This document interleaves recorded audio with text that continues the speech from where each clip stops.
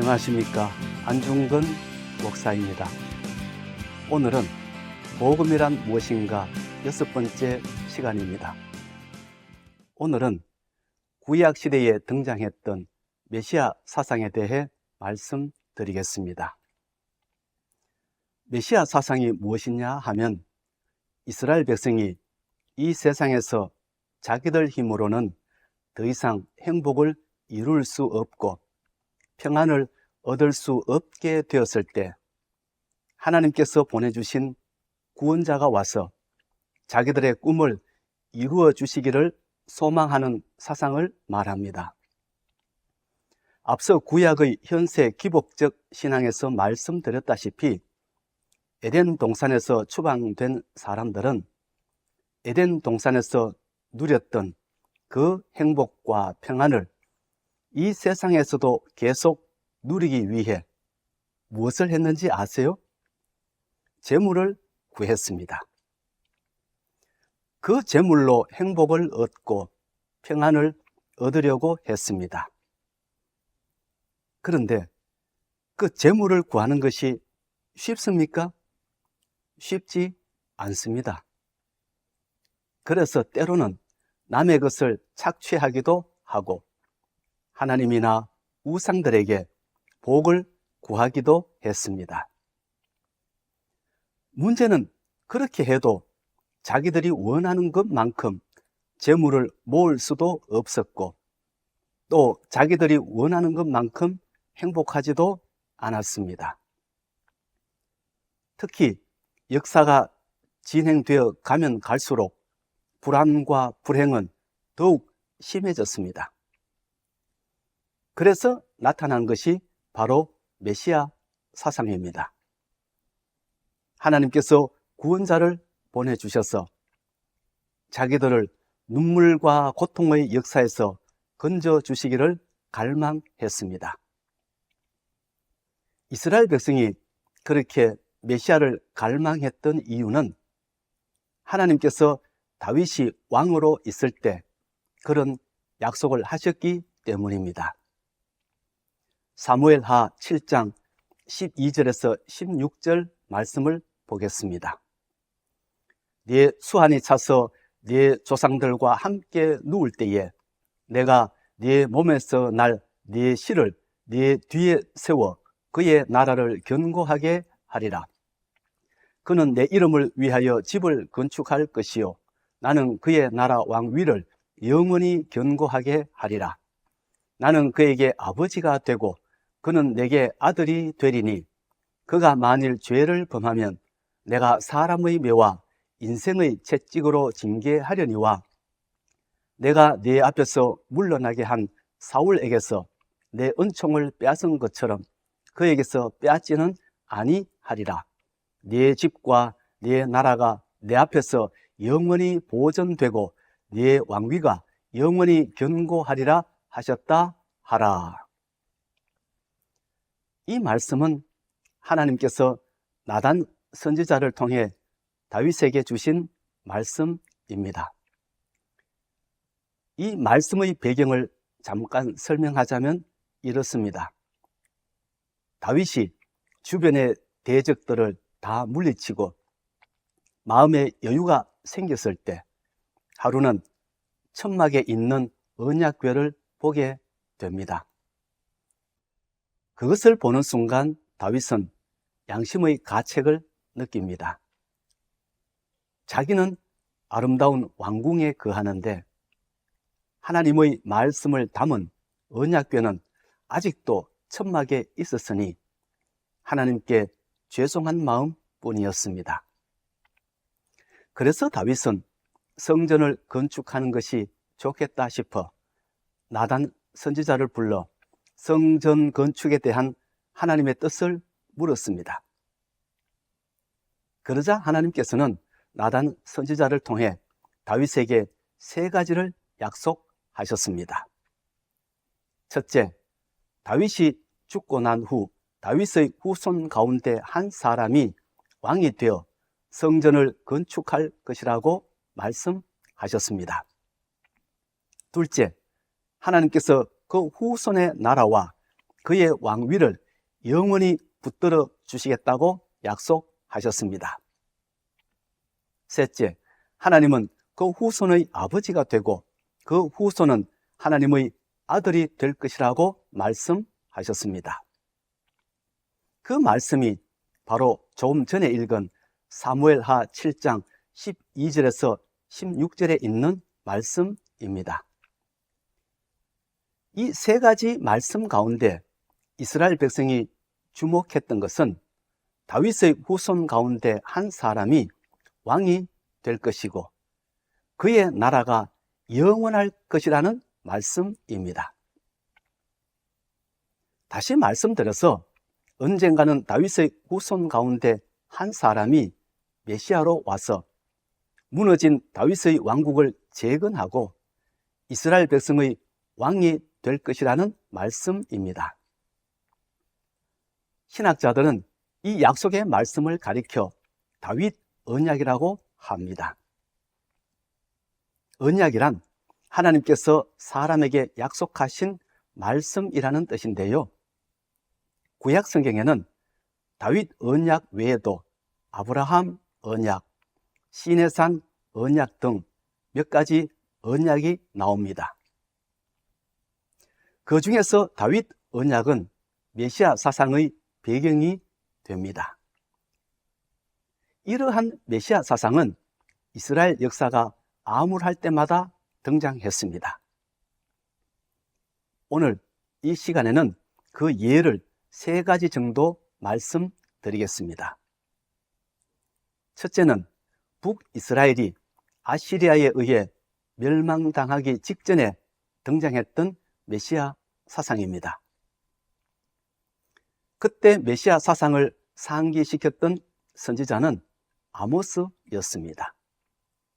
아모스 9장 11절에서 12절 말씀입니다.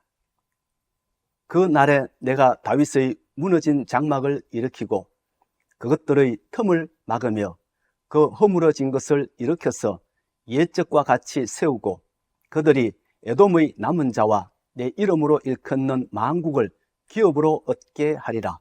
이 일을 행하시는 여호와의 말씀이니라. 여기에서 그 날은 하나님께서 이 세상에 있는 악한 자들을 심판하시는 날을 말합니다.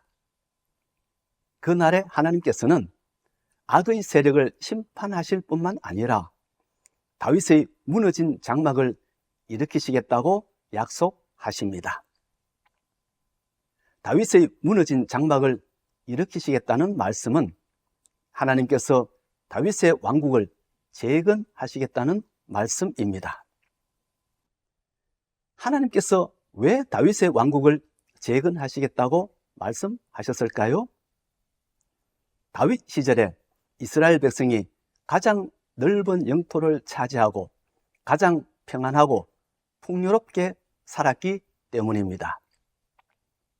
그러므로 다윗의 무너진 장막을 일으키시겠다는 말씀은 다윗 시절에 누렸던 그런 풍요로운 삶이 재현되도록 하시겠다는 말씀입니다.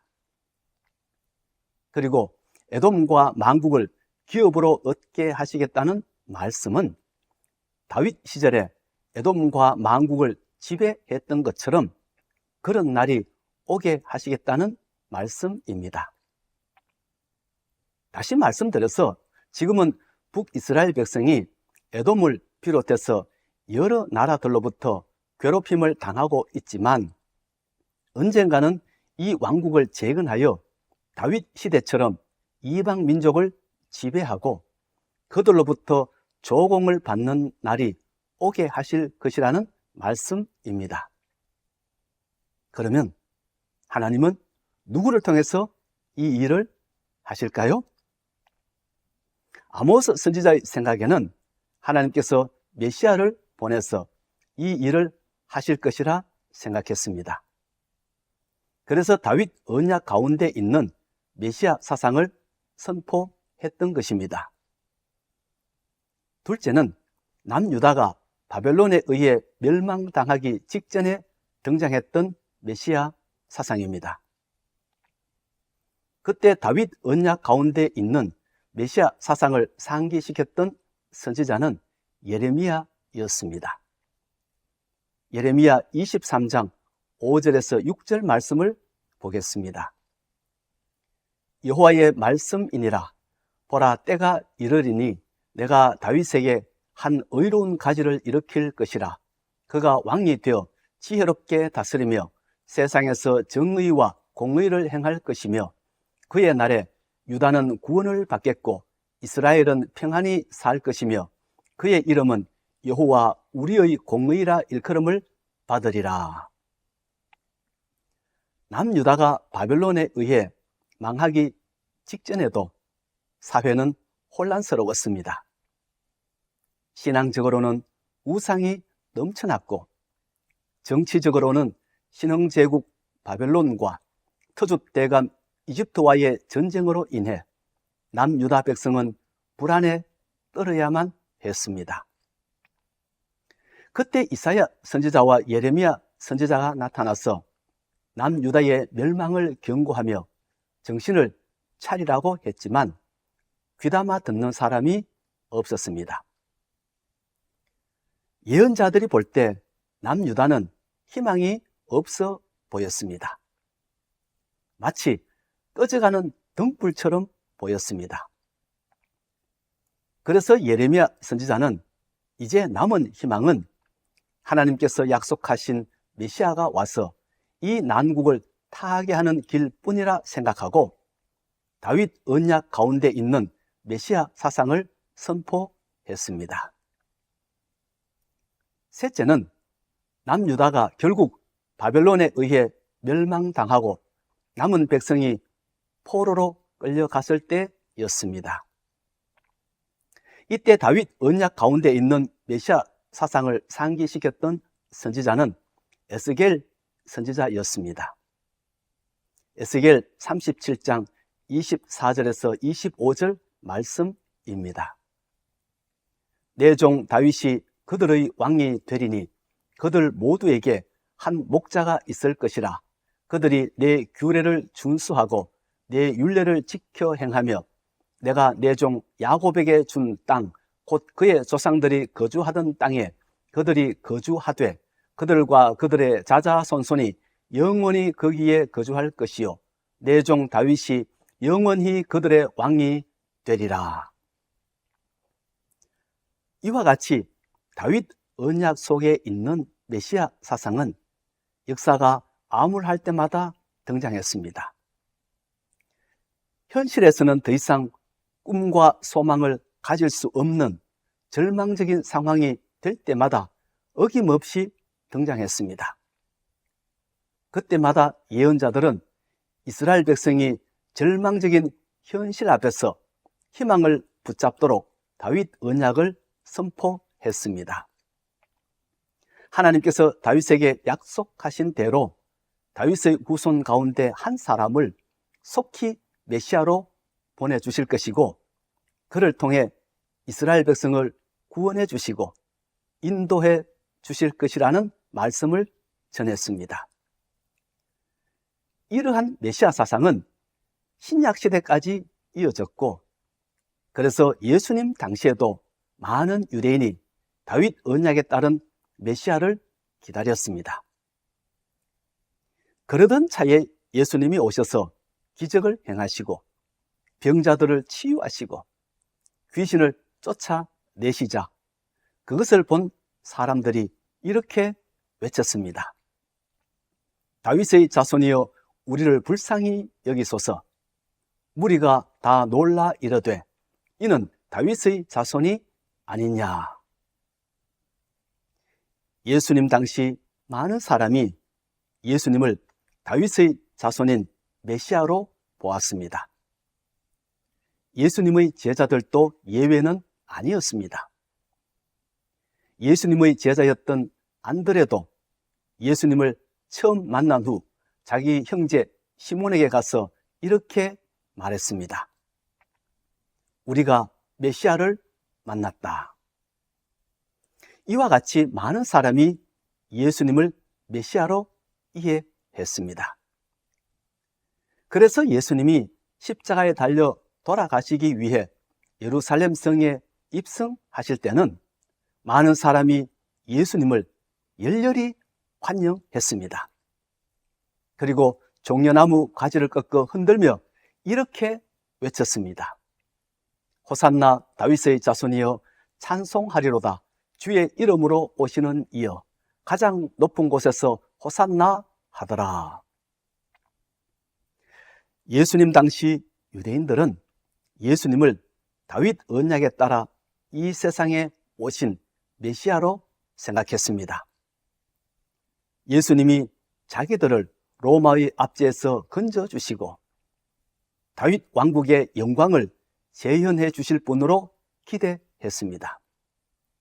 그래서 예수님이 예루살렘 성에 입성하실 때 예수님을 열광적으로 환영했던 것입니다. 그렇다면 예수님은 유대인들이 구약 시대부터 기다렸던 그 메시아가 맞을까요? 다윗 언약에 따라 이 세상에 오신 그 메시아가 맞을까요? 아니면 그런 메시아가 아님에도 불구하고 메시아로 오해받아 십자가에 못 박혀 죽으신 것일까요? 이 질문에 대한 대답은 다음 시간에 있을 구약의 묵시문학과 인자사상을 설명한 후에 다시 말씀드리도록 하겠습니다. 오늘은 여기까지 하겠습니다. 그럼 다음 시간에 뵙겠습니다. 안녕히 계십시오.